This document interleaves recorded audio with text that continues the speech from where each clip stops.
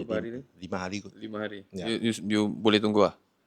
Suah tak boleh tunggu Sudah lah. tak boleh Suah tunggu, nak tak balik sabar. kampung. So during the Chinese New Year holidays, what do you normally do and where do you go? Balik kampung, Where is your kampung? Ipoh. So selalu itu during the Siaran, apa you buat dan you pergi mana? Memang rehat kat rumah lah. So lepas tu pergi jumpa itu saudara ke kawan-kawan yang lama tak jumpa. Apa saya buat lah? Ya. Tak ada apa special lah. Raya dengan kawan-kawan saja. Bukan dengan family. Family pun sekejap je. Sampai kenyang lah, sampai malam tidur lah. Tidur awal ke tidur lambat? Tu lambat lah. Or normally we have a reunion dinner, and then after that we go back to our hometown or go to visit our relatives' places. We do gamble a bit.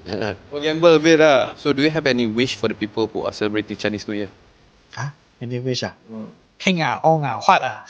Tahun ini semua orang yang sihat lah. 恭喜发财lah, itu biasa. Happy New Year. Okay.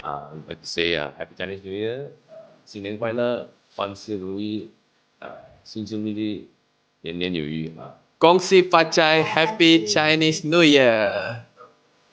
To those celebrating Chinese New Year, Xin Yan Kuai Le, Kong Si Fa Chai, Wan Shi Ru Yi.